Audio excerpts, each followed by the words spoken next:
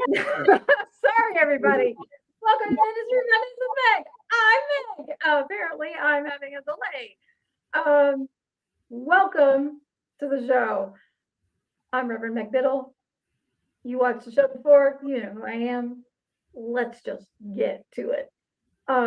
Let me say that I'm glad you're all here because today my guest is my friend and colleague who's coming wearing her author hat today. Author Melinda Mitchell. Welcome to the podcast. Yay! Exciting to be here. I need like to figure out how I can add like confetti cannon. That would be fun.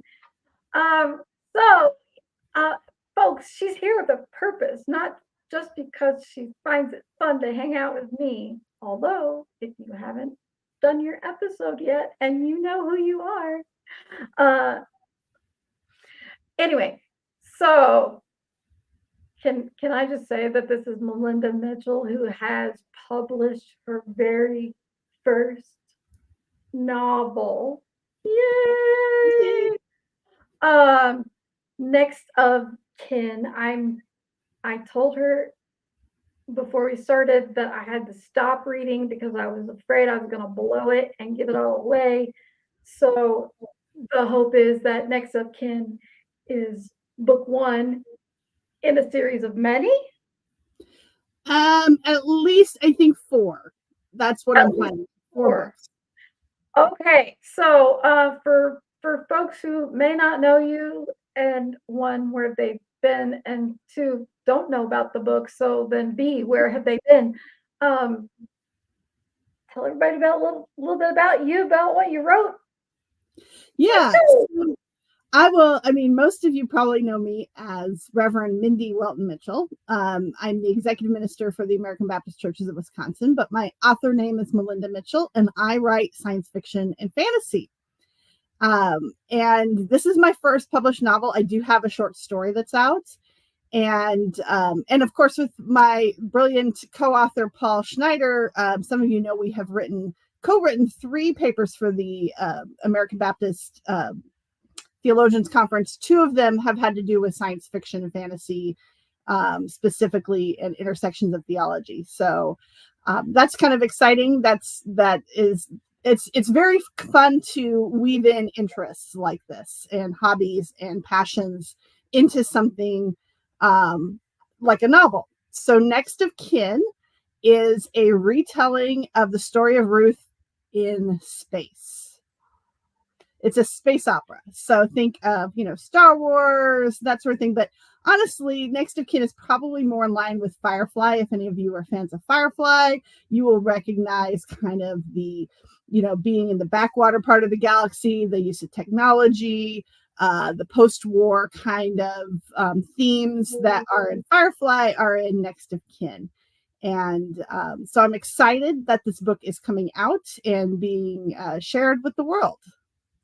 Yeah, the Firefly description was really helpful for me. I mean, I watch sci-fi. That's like the thing I do with my husband, the Doctor Who, the Star Trek, and of course grew up on Star Wars and all that stuff. But to have that Firefly, because I'd also seen that once upon a time with him, was really helpful in like going, because you're going a retelling of Ruth in space, and you're just trying to like wrap your brain around what that might be. Right. Yeah. Science fiction is such a broad genre. So this is not futuristic Earth, which Firefly is, but this is another galaxy, another setting. No real aliens. Everybody is human-like, but there are different worlds, moons, planets, systems, spaceships, languages, cultures, all sorts of things like that. And it's a story of a young widowed former soldier who has to travel across the galaxy with her mother-in-law to return to her mother-in-law's home, and is trying to leave her past behind, but it's never far off. Paul, hey Paul, Paul's watching, and he made a little comment. You see that? No, I'm not. I don't have the Facebook. Oh, so he Oh, there it is. Now I see it. It's text of Babylon 5. Yeah. It's been a long time since I saw Babylon 5. I actually was thinking a little bit more of Vipers from Battlestar Galactica. There's probably some Battlestar Galactica in this too. I would say that also influenced the background, especially the military background. There's some nods to Battlestar Galactica, I would say. I find it really interesting that so many people can read it and get so many different things from it. I mean, it's just like reading the Bible. I mean, our Right. interpretation is so very different. So pastor, executive minister, theologian, why sci-fi? Why Ruth? Why? I mean, how here? So, I'm one of those weird people who knew I wanted to be a pastor when I was 13, but I knew I wanted to be a writer when I was 8. And when I was 9, when I was 8, I was writing short stories. And when I was 9, I actually won a school-wide poetry contest in the 4th grade. And so writing was always there. And then, when I was 13, I felt this call to ministry. I never looked back. Again, one of those weird kids. But when I got to college, I talked with my advisor and they were like, well, you could major in religious studies, but you will be taking a lot of those courses in seminary, at a higher level. So what would you want to major in if you weren't going to seminary? And I said, creative writing. So I have a creative writing degree. And so writing has always been in the background. It's always been part of what I've wanted to do. But I will say that kind of fiction was pushed aside for about 10 years or so. I thought I would do more nonfiction. I have some essays in some different books, different imprints on parenting, parenting and disability, and some things like, some topics like that. But about 10 years ago, I was reading a lot. That was when like Hunger Games was out and some other dystopian kind of fiction and science fiction. And I was like, I miss this. I miss getting into these kind of stories. And I started writing again. But I will say it was in seminary, so a little over 20 years ago, where I was talking with a group of friends, and we were talking about science fiction and stories, and we had a theology professor who was a huge sci-fi fan, and in fact, I wrote my final paper on eschatology as a sci-fi story, which I still have the short story, and I need to work it out and try to publish it. My theology professor loved it, but I had this idea. I said, Ruth would be an excellent sci-fi story. A story of a young woman and her mother-in-law in the galaxy. I had a different vision of what it would look like at that time, but I had that idea over 20 years ago. And then when I started writing fiction, I dabbled a bit in fantasy, dabbled a bit in some other genres. And then in November 2016, I participated in NaNoWriMo, National Novel Writing Month, where you try to write 50,000 words in a month. And I wrote the first draft of What is Next of Kin in November 2016. And we might all remember what happened in November 2016, difficult time, politically in this country. And I really saw the importance of a refugee story, especially with the legislation that came down in early 2017, banning Muslim immigrants from certain countries. That, it was pretty targeted against a religious minority. I really saw the Book of Ruth as a way to see through that, to see, through the negative and find, a story of refugees and found family. And so the story became alive for me when I was revising it. And that's how Next of Kin came to be. That you could write a draft of it in a month's time is kind of mind-blowing, at least. Yes, and November is not the best time of year for pastors. Right. Right. I was blessed and fortunate at the time. I was in part-time ministry. And my son was in school full-time.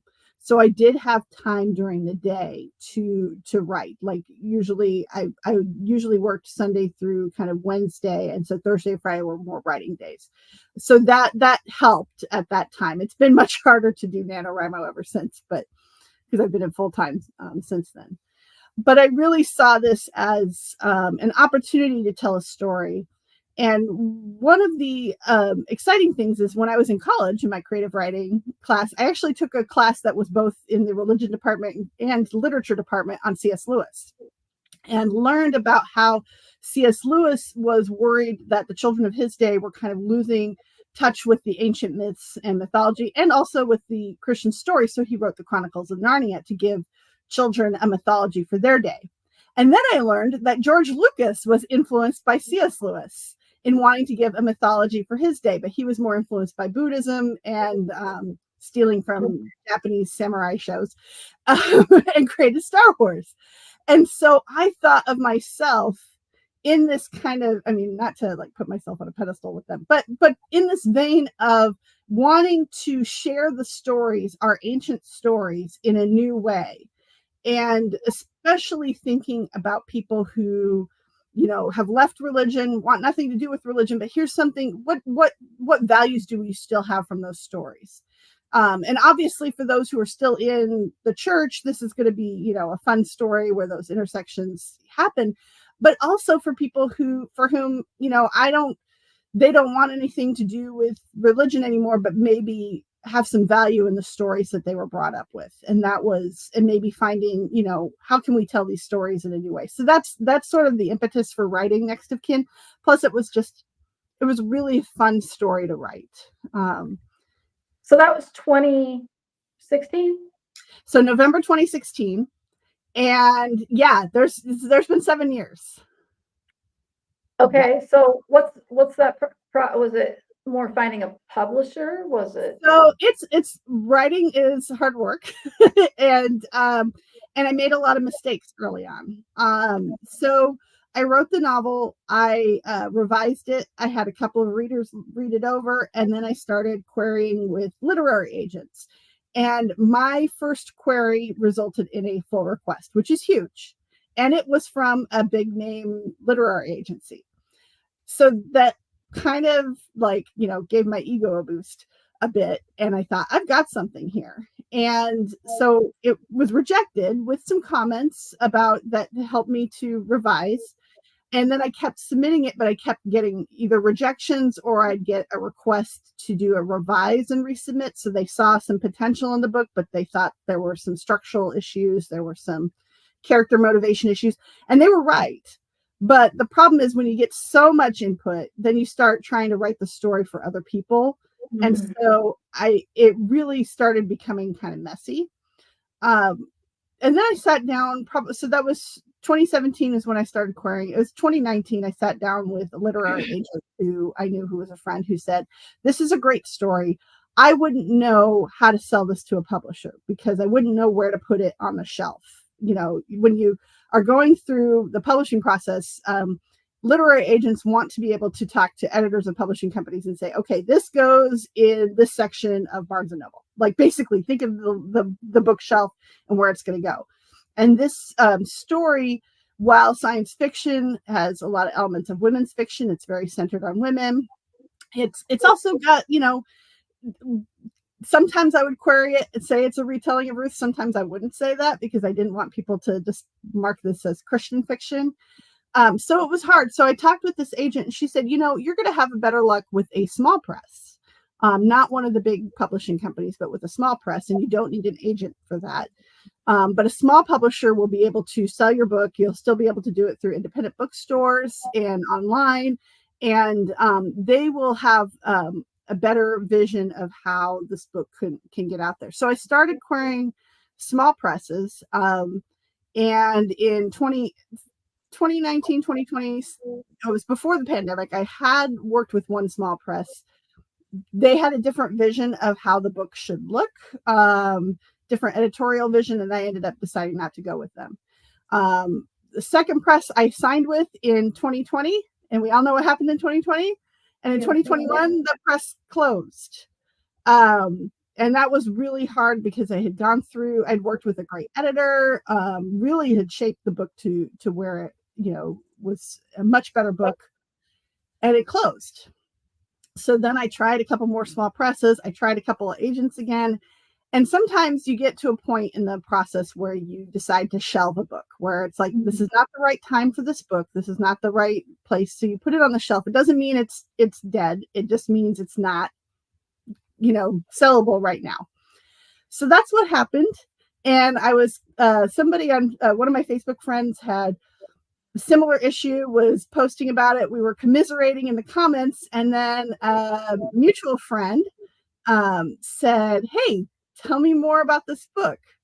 And this mutual friend has his own small press, Eris Entertainment. And that led to me emailing them the book, having a conversation, still doing some more edits. And you can see erisentertainment.com is where you can order my book from. So that was very exciting. It finally became a reality, and Eris Entertainment does science fiction and fantasy and horror. And so I'm very excited to join with this publisher, and the book releases tomorrow. So this book that you have now is the book that you wanted to write? Yes. Is that safe to say? Yes, this is the book this is the story I wanted to get out there.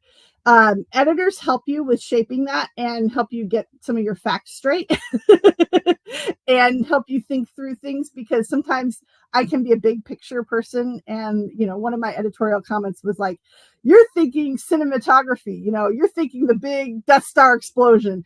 We need to know how that happens. We need to see, in the book, you've got to read, like, it just happened. Like, what is the events that lead up to that? Oh, right. I need to, and that can be one of my problems as a writer. Sometimes I visualize and I don't get it totally down on the page. So an editor helps you with that.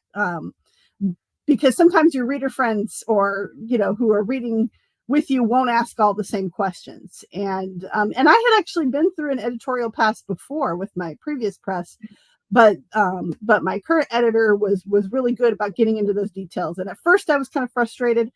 But then I realized he was right. So yeah. So these characters are they representation of real people in your life? Because I know everybody does this, but like in my head, you are the main character. I think because I know you. But that's immediately where I went was I made you. So I would say no. But I would say there's elements of Ami, the main character, that I think there's some of her personality, a little bit of my personality that comes out because I'm writing first person narration too. So that's a little bit, there's things that she says that are things that I probably say. And then there's things she says and does that are things I would never do. But I would say no. I would not say, I don't think any of the characters in the book are people in real life. I would not say that at all. They are the character. They are who I imagine.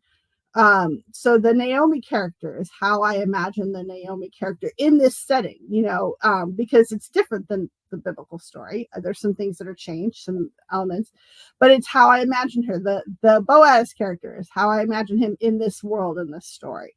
So I would say there are more representations of biblical characters. And then there's characters that, are not in the biblical story that I've added in. There is one character in there that I don't want to spoil it too much, but the background of Ruth is the book of Judges.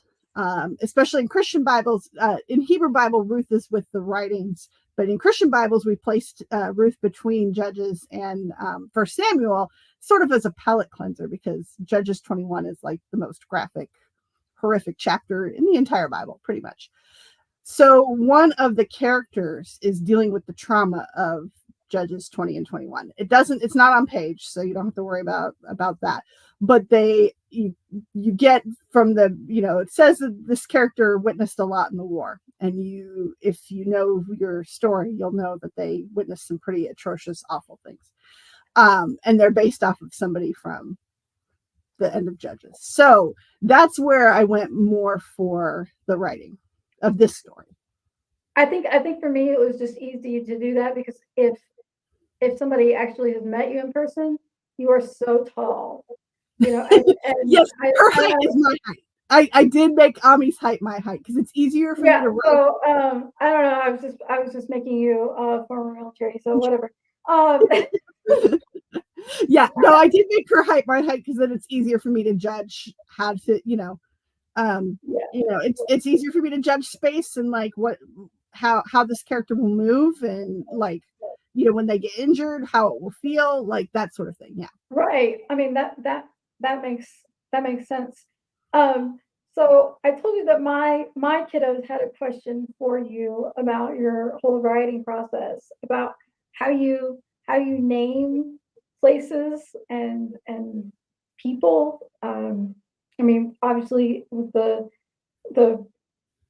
retelling ish Mhm. of Ruth,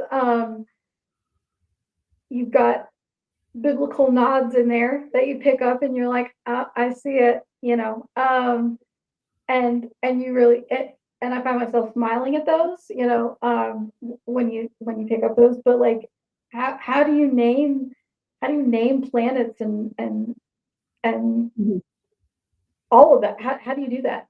Yeah, so because this book is a retelling, there is a lot of biblical nods, and but even in some of my other works that haven't been published yet, I what I will do is sometimes take a biblical name and then just scramble the letters, um, I mean, makes um, sense. or add a letter, or think about that, or I will take a name. So this is a character that appears in the first chapter, Shea. If you know the story of Ruth, Naomi, there was another sister-in-law, Orpah. Orpah in Hebrew it means neck. So what is neck in Russian? It's Shea.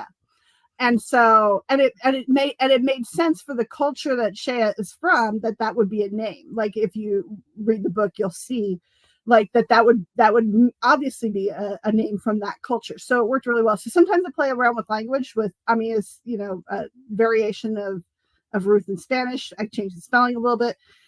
So that's another way I have done it, is I will look at other languages and how the words can be translated.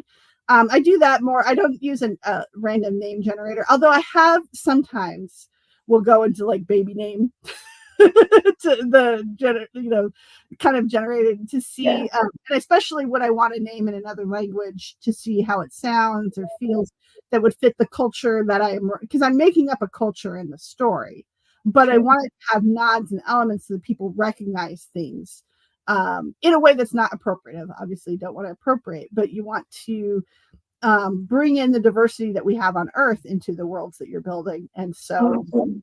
yeah. So I often look at what other languages and the words and names and cultures, and I do my best to learn the pronunciation. I don't always get it right. I did take 6 years of Russian, so I kind of know Russian better than other languages. Yeah. Okay, there's your Jeopardy trivia for the day about Mindy.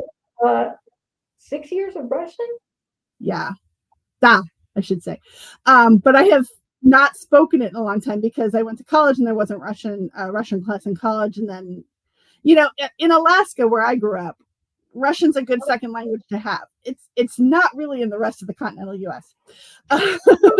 So, Right.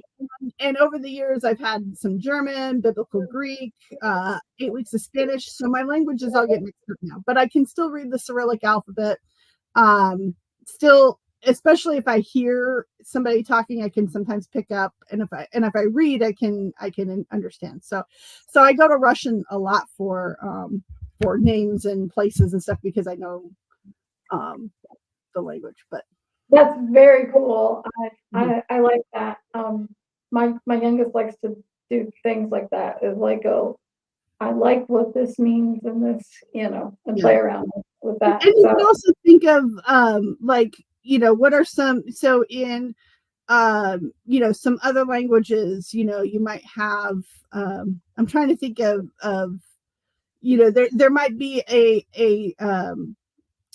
kind of a pattern or repetition in certain names. So like in a fantasy book I was writing, I was thinking of a name that all these names would begin with like K and an apostrophe and then another name, sort of like the Vulcans use in Star Trek. Yeah. So you can play around with that, like taking names that we know and changing them slightly. So, What was it about Ruth's story that you're just like, or Naomi? I mean, what was it about the Book of Ruth that you're like, this is the story that I need to tell?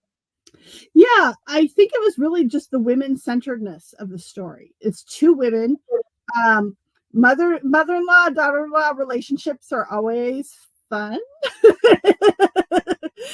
That there's dynamics there. And I really wanted to write a sci-fi story that was centered on women, centered on what they have gone through as survivors, and just really focused on that. And I just really enjoyed the dynamic of the story. And when I first wrote it, I wasn't planning to write more. And Next of Kin itself is a closed story. Like there'll be a book. I'm planning a book after it, but it will not have those characters in it. Okay. The next book I'm planning is a series with David. So this would be like a prequel, a few generations before, if that happens. So how that will happen is if people buy my book and read my book and leave good reviews on Amazon, especially, and on Goodreads. The more hype about the book, the more sales about the book will lead to possibly doing the second book. So, and while we're there, why don't you just go ahead and like give us the down low on where you can buy? Yes. So erisentertainment.com, my publisher's website, is the best place to buy. If you're one of the people who pre-ordered, I was told today by the publisher that those pre-orders are going out this week. Tomorrow is release day. They will be going out. They will be shipped this week for the print copies. Obviously, ebook, Kindle, you'll get those as downloads.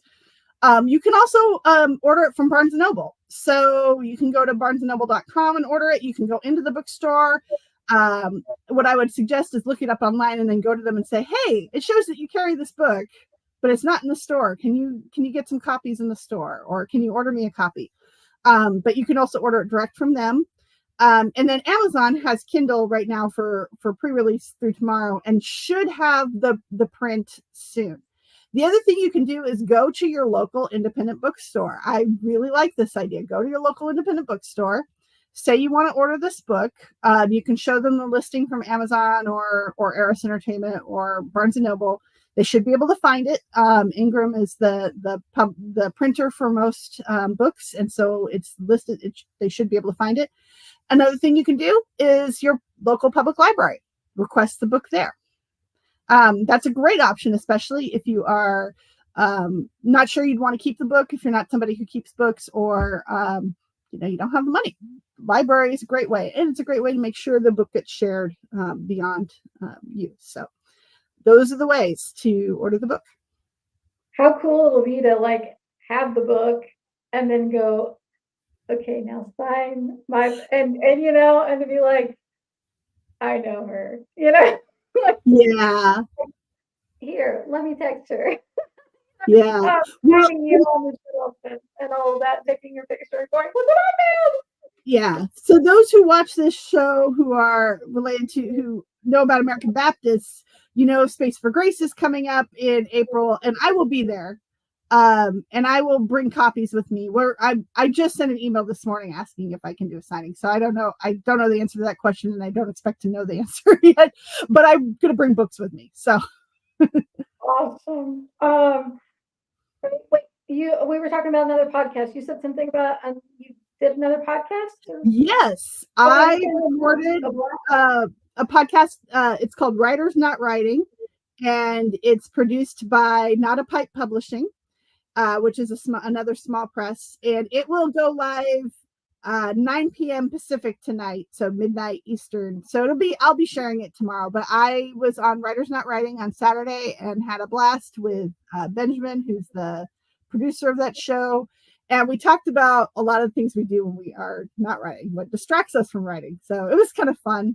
Talked about some of the books I'm reading, some of the things I dream about. talked about current politics and things, and it's very interesting. But we did talk about next of kin, and so you'll hear about it on That that is podcast. one of the things. It's like, what are you reading right now? Oh, I am reading. So I have a lot of author friends who all had books come out. So I am reading. I didn't bring it in the room with me. I should have. The Coupe Belt Job by David Levine, which is it's basically an Ocean's 11 in this solar system, getting the gang back together to break somebody out of jail. So I just started that. And then I will be reading Uncanny Vows, which is the sequel to Uncanny Times, which is sort of a paranormal story. It takes place in 1913, brother-sister detective team who hunt monsters. And it is written by my friend Laura Ann Gilman.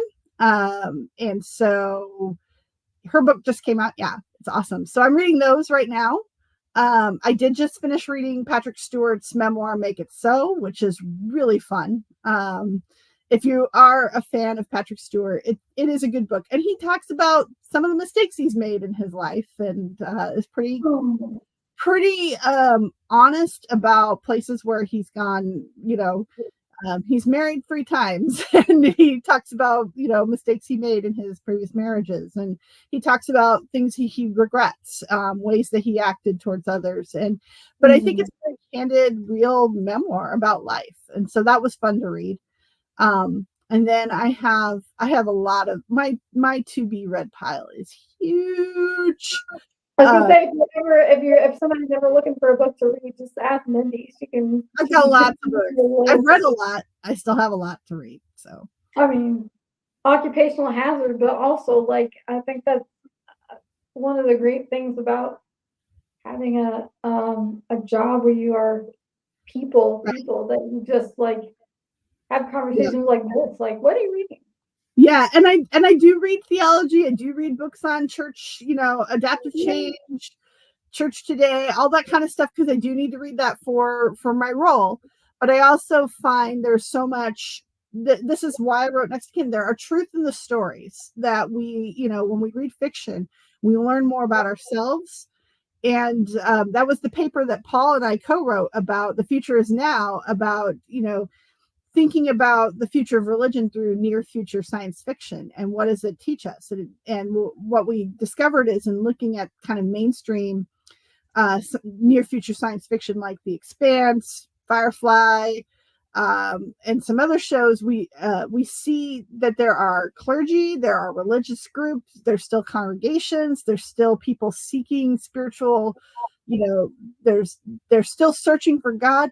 We don't see as much of the institution in the future. And so what does that teach us about our institutional ways?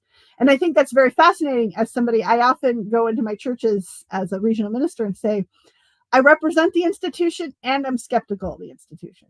And I hold those in balance, and see that things are shifting and changing. And I think fiction really helps us to imagine what that can look like, how it can look differently. That's really, it's really like using our imagination as a gift for seeing what we are called to do and who we're called to be going forward.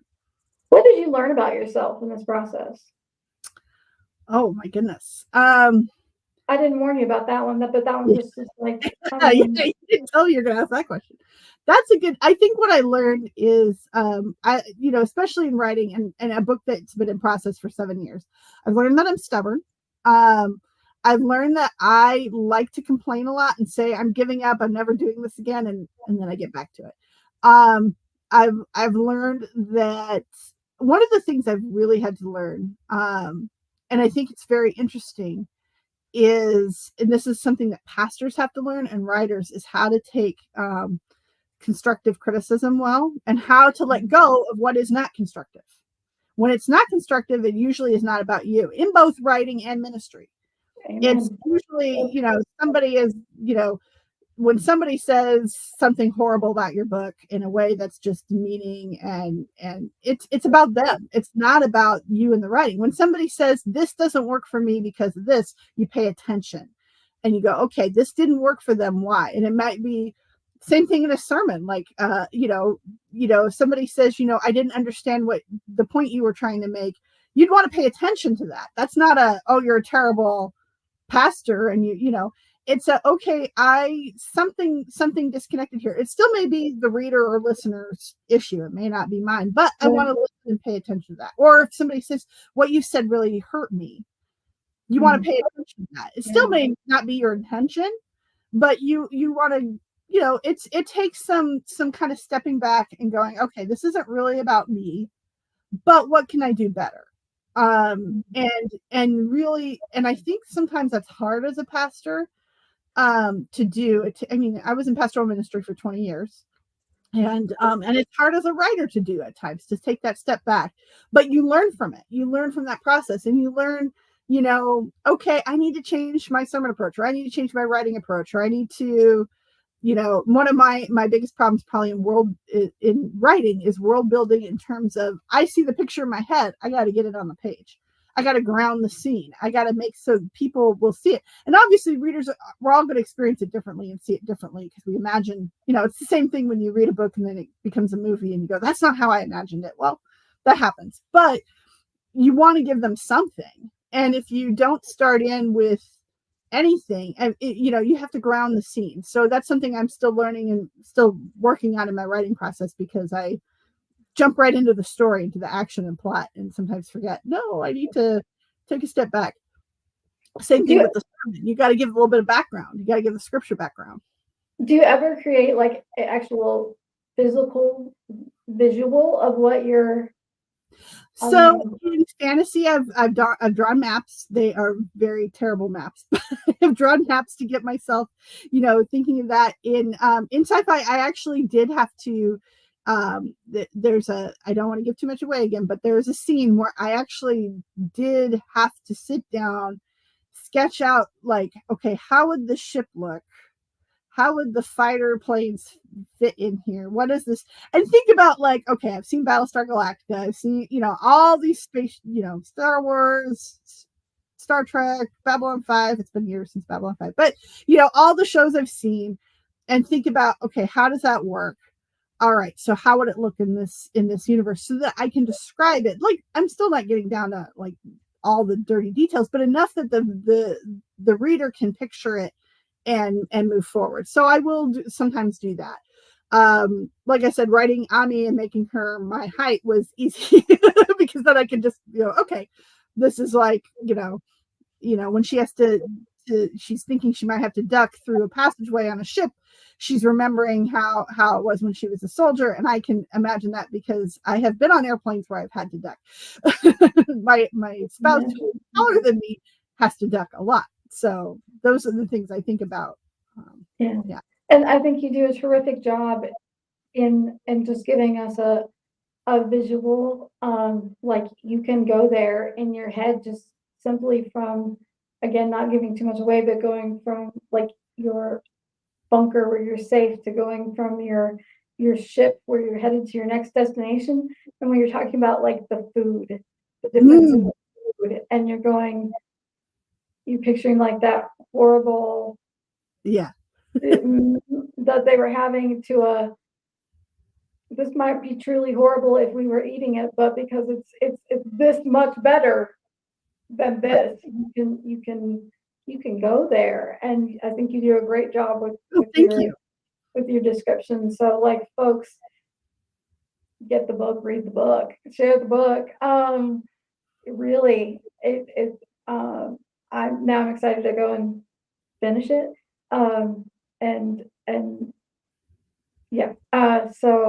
And when people finish it, please do go on Amazon. Even if you didn't buy the book on Amazon, but go, if you have an Amazon account, go on Amazon, give it a good rating. Be honest. I don't want people to lie. I'm still pastor, but give it a review, because the more reviews, the more, ratings, it will get more sales and get more attraction. And do that on Goodreads as well. Is it better for folks to buy it on the Ars Entertainment, or it's always better to buy direct from the publisher? But I will say right now, if you are listening to this today, December 11th, 2023, and you want it in time for Christmas, you might want to order from Barnes & Noble or Amazon. But if you don't care about getting it in time for Christmas, or if you're ordering it as an ebook, it's gonna come automatically starting tomorrow. But generally speaking, order from Eris Entertainment. That will be the best for all of us. Are you Support your small publishers? Support your small bookstores. Yes, absolutely. Are you an ebook, or are you a real book, physical book? I'm a both. I'm a both and. Okay. I have a lot of physical books. I am leaning more towards physical books because you can get them signed. There's just the way a book feels, the print, the text looks different. But I do get ebooks. Sometimes, I mean, to be quite honest, they're often cheaper. It's, easier to carry around, but it also is, I hate to say this because yes, ebooks are real. That's my publisher.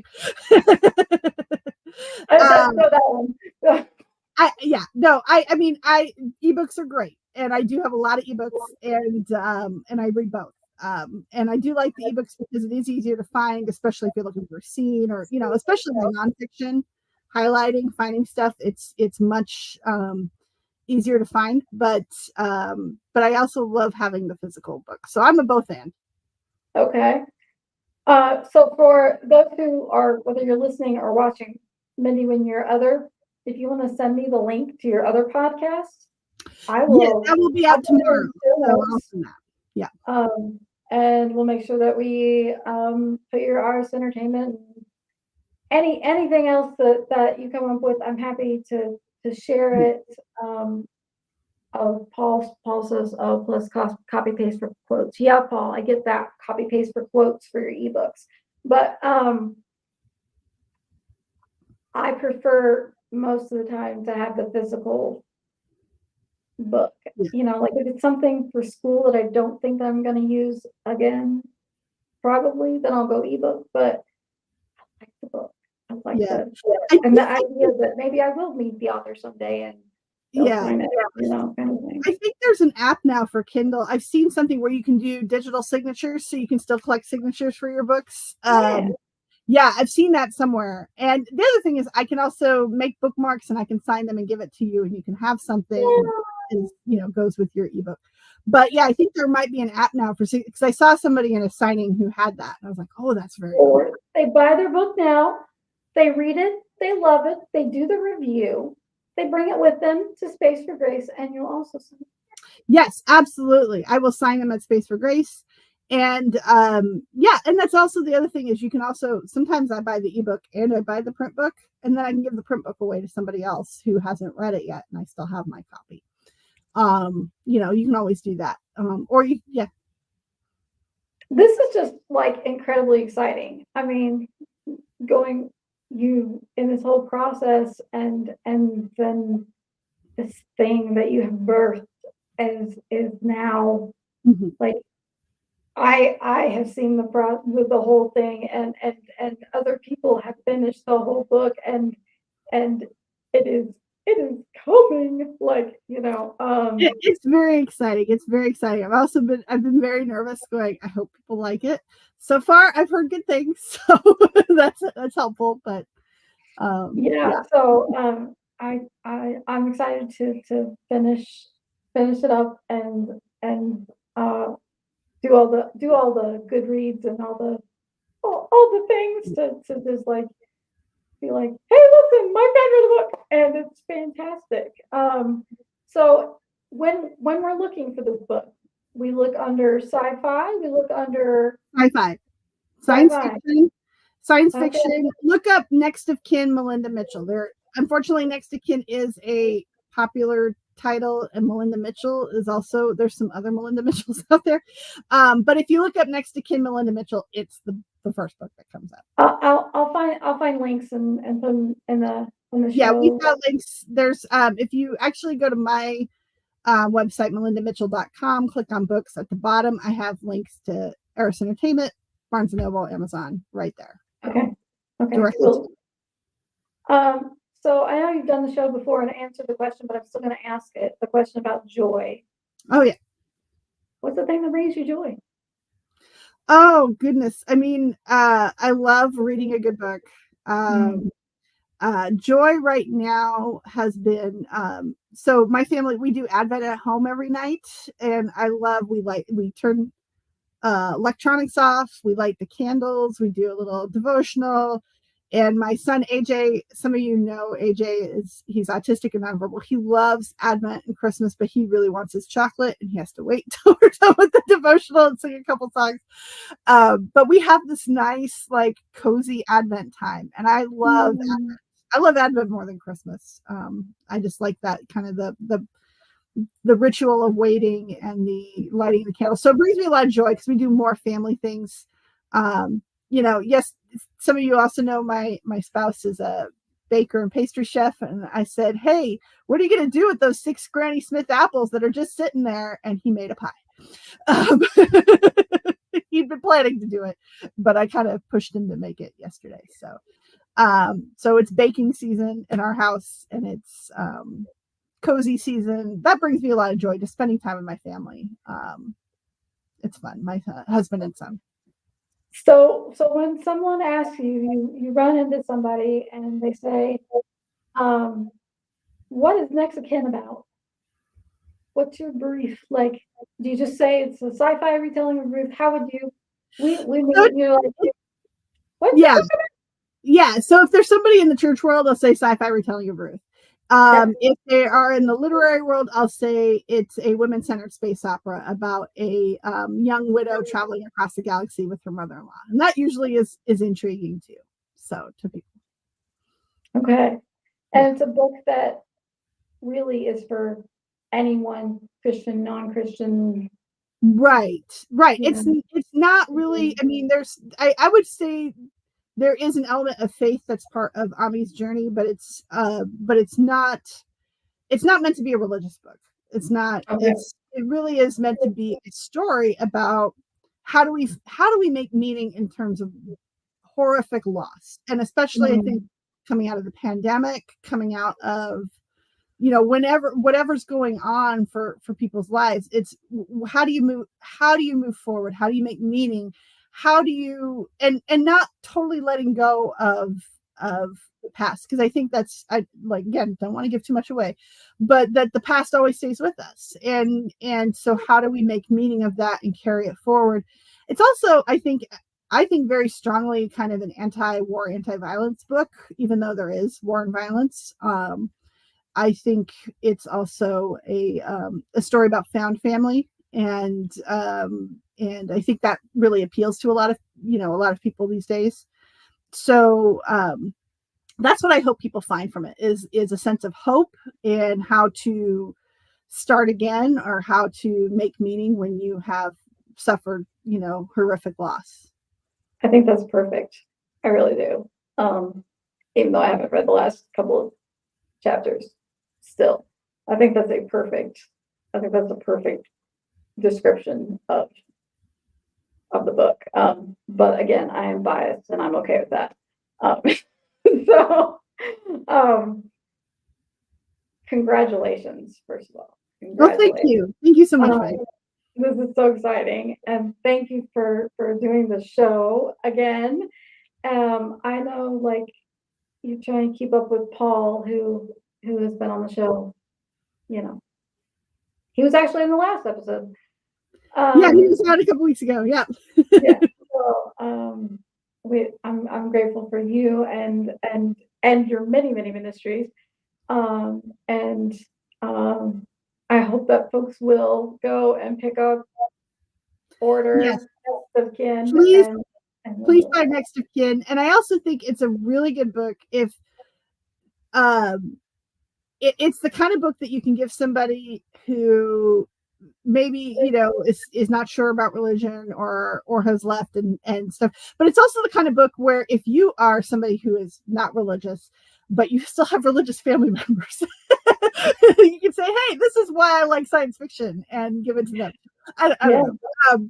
It's a book that should appeal broad audiences, and it yeah, has, I think, like I said, I think it's a story of faith, but in a broader context, a broader understanding of kind of faith in ourselves, faith in each other. And yes, there is still an element of God in the background, or,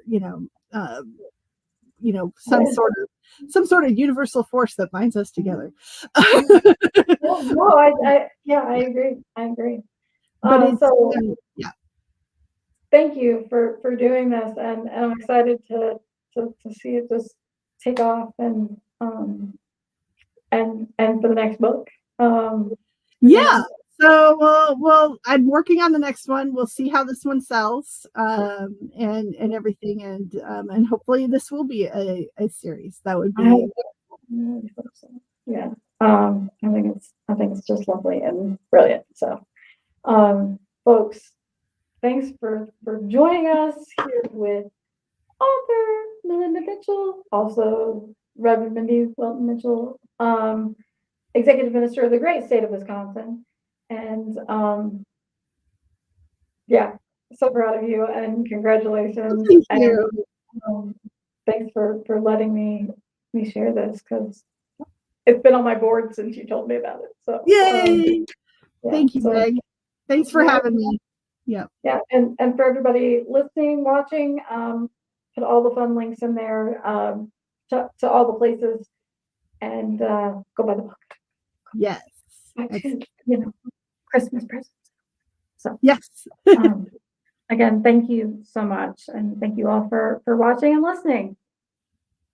All right, take care.